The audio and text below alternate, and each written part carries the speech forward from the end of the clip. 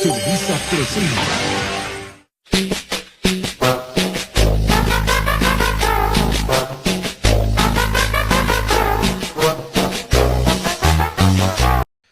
What is the mind what's coming through once again? And on today's video, we're gonna talk about the nightmare of any other prisoner, man.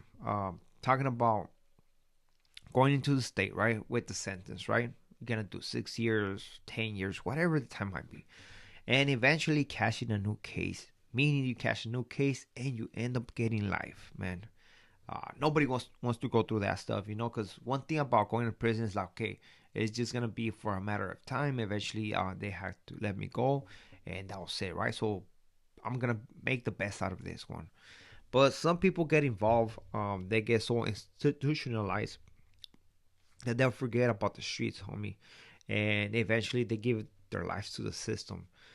The reason why I'm bringing up this topic, and I'm gonna tell you a story, is because I constantly see this on the reports that CDC are put out there, and where an individual has a certain amount of time, they sadly unalive somebody, and eventually they're gonna catch life, right? Because the DA is gonna pick it up, and sad situations, man. But it should give us something to think about and actually appreciate our freedom, man. Because again, as an inmate, man, you become institutionalized. You get used to that environment, uh, and you feel comfortable that you. It seems like you forget or you don't care for the outside, right? But in reality, you're just lost in the system, and sometimes what it takes is basically to snap out of it, right? Only thing I can say is basically give priority to the things that are important in your life, and I mean, I hope that individuals like this have a strong connection with their family members.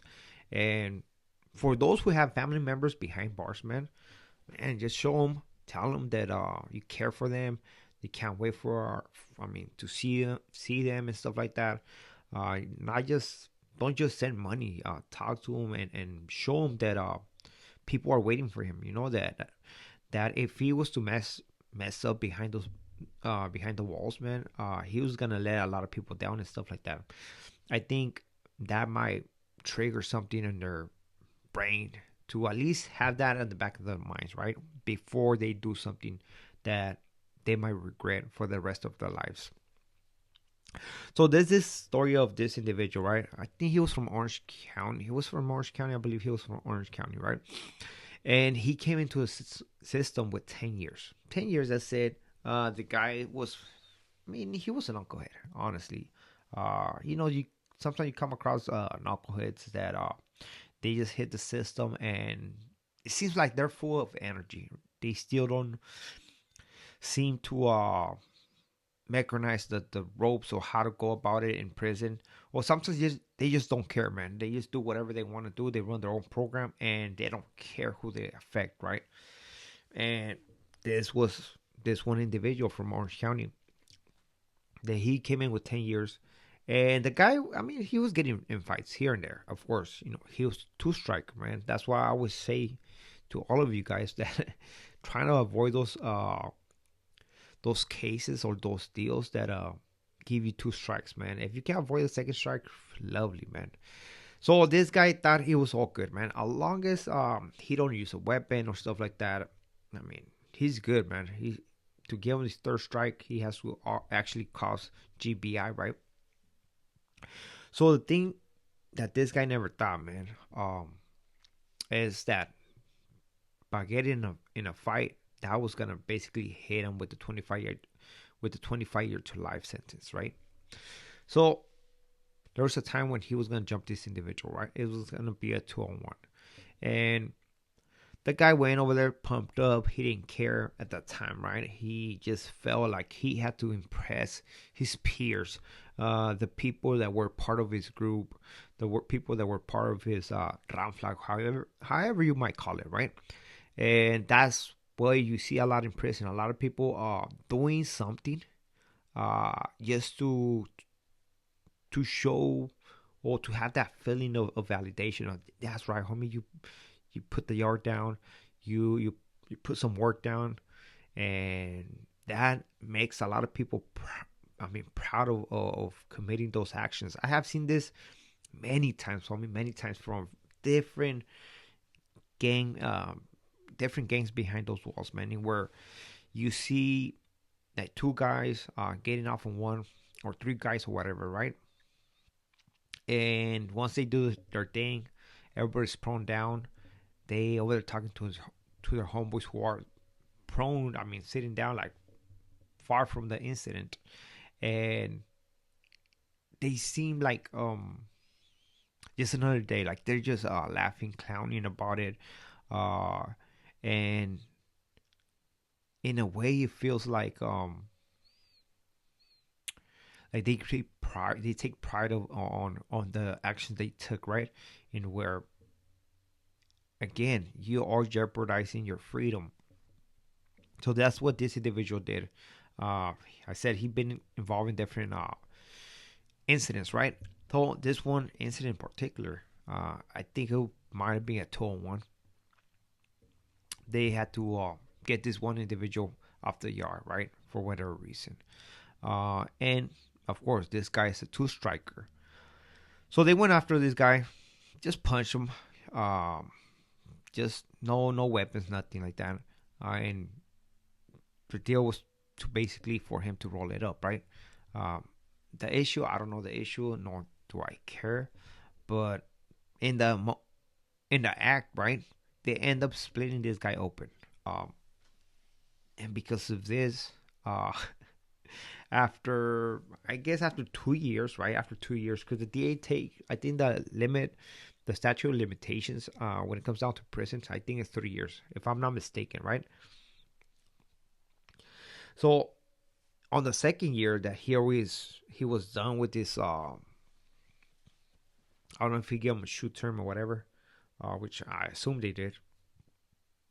After 2 years, he got hit with the DA referral, meaning that the DA just picked up his case, man, and the guy was tripping.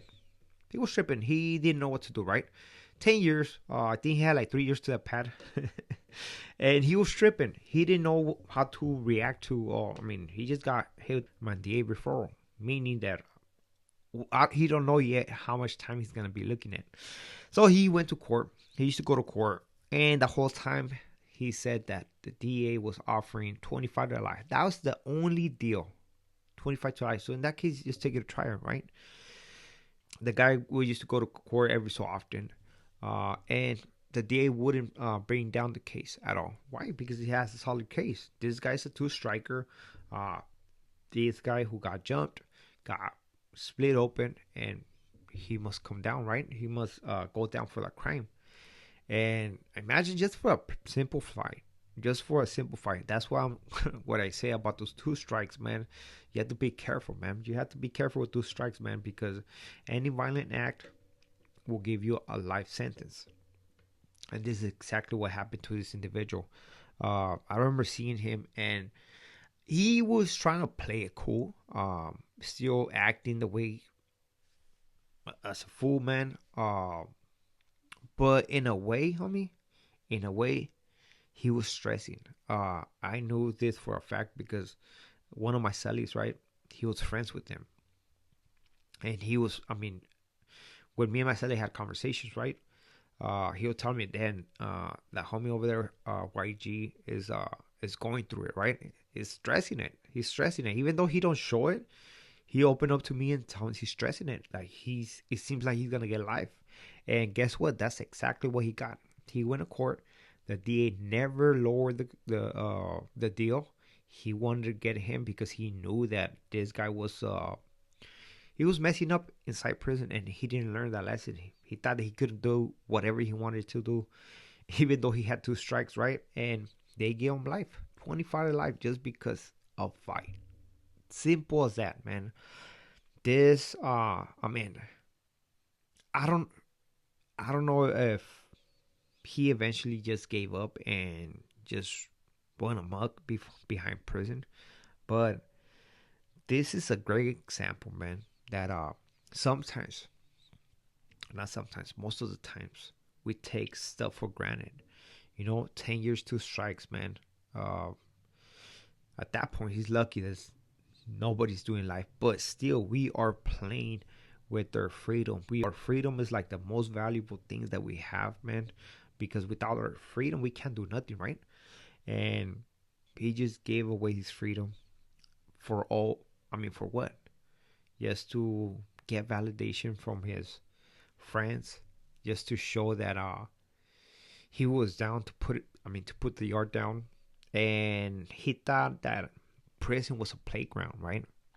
But at the end of the day, that playground became his home forever. Um, and every time I remind myself of that situation, man, it just amazed me how, I mean, lucky I am, how lucky a lot of individuals are who had two strikes, who eventually, I mean, did things behind the walls that, I mean, they got lucky that the DA didn't pick it up, or that you were able to get away with it. Because I still remember before the that I should tell you this story so I can share with you guys, and maybe tell me what you think about this, man. So with this being said, we are out to next video. I highly appreciate every single one of you guys. Thank you for the support. Don't forget to hit the like, comment on the video, and if you want to support the channel, man, and you haven't been subscribed to the channel, man, please subscribe to the channel, man. With this being it, we are out to next video. Muchas gracias. Ratos.